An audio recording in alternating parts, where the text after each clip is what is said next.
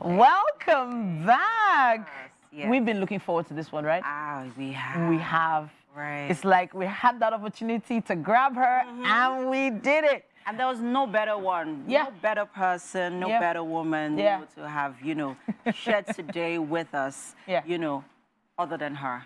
It just had to be her. To commemorate International Women's Day, joining us is the newly appointed CEO of TVC Communications. She's the incoming, actually. She is incoming, and her name is Victoria Ajayi. Now, she wears multiple hats and is a career professional, seasoned business executive. Yeah. Chartered accountant, she's an entrepreneur, she's a social entrepreneur, she's a mother. She's a podcaster, too. Podcaster. She has the VAA Insights on YouTube. She shares so many insights on, how to be a woman and how to thrive. Yes, in, such a busy world. Thank you. You're so welcome. Thank you very much. Welcome to the couch. Thank you. All right. I'm happy to be here. We're happy to We're even happier to have you here with us, especially on International Women's Day. Let's talk a bit about the theme. You've done so many discussions, conversations on this before. Where do you think we are taking it this year? Well, I'm glad the theme for this year is Inspire Inclusion, because it's all for an inclusive society, an inclusive world, an inclusive future for not just us, for our children. Yeah. And so it's a great theme. And the only thing I would say about a day like this is it shouldn't just be about today. Okay. Inclusion should be about every day. We should talk about inclusion the whole year.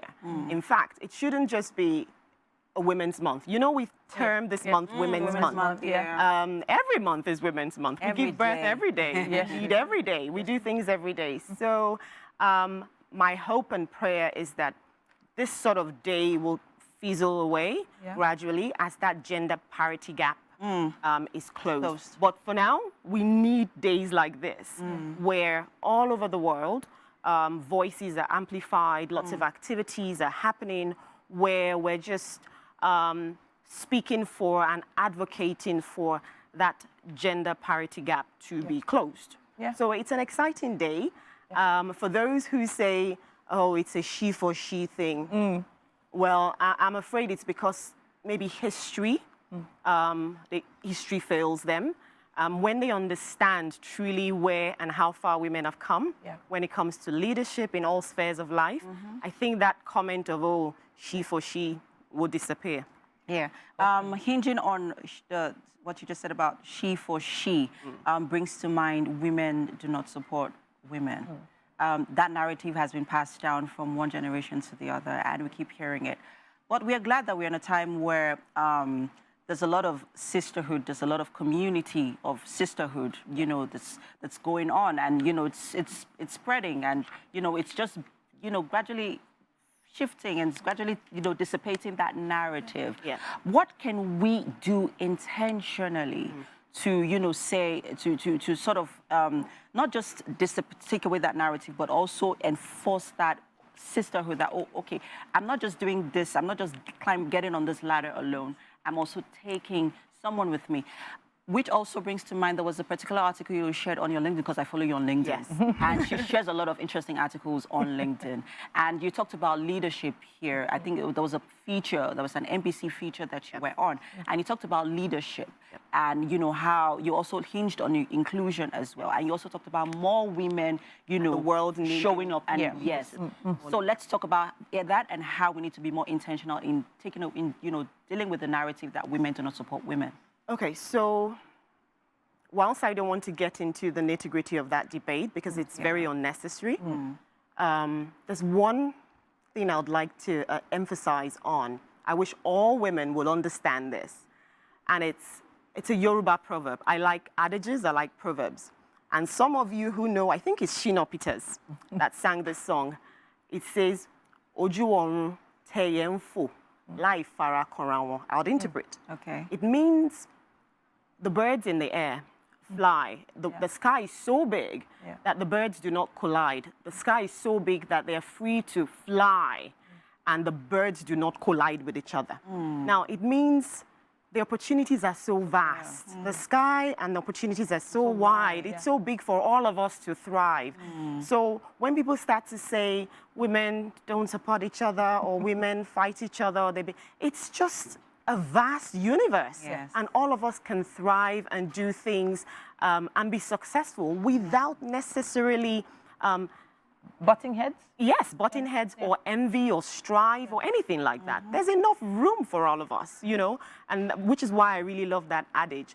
So when they say that, I honestly do not take it to heart, and I hope and wish people will not take it to heart going forward because, you know, the sky is big enough for all of us, to be honest. Speaking about limitless opportunities, here at TVC, I know there's like there's a little whisper, some jokes going around that, wow, women have taken over. We've finally taken the reins. We've taken over in terms of the fact that our head of news is a woman. Our head of entertainment is a woman. And now the CEO is a woman. Yeah. So yeah, it does sound like some, you know, like little jokes here and there. But when you hear that, what do you think? The future is woman. Who runs the world? Girls. Okay. I just had to put that in. Okay, so on a more serious note, it's intentional, actually. The outgoing CEO and even the board were conscious about this. We wanted to drive an inclusive company, an inclusive organization. And in order to do that, we were cautious and conscious when it comes to opportunities. We would always ask, why isn't there any female applicants? What's going on here? So it's paying that attention to it. And it could be that there are lots of applicants, but the females just don't think this is for me. Okay. You know, I'm qualified enough, but I think it's a male-dominated space. I don't want to carry cameras, you know, because it's probably, you need muscles for that. Yeah. I don't want to do certain things that you feel is more male-dominated. So we consciously ensured that those opportunities were available. And of course, by merit. It's not just because, because you're a woman. No. It's because you're qualified, you're competent enough to do it. And so the whispers are not,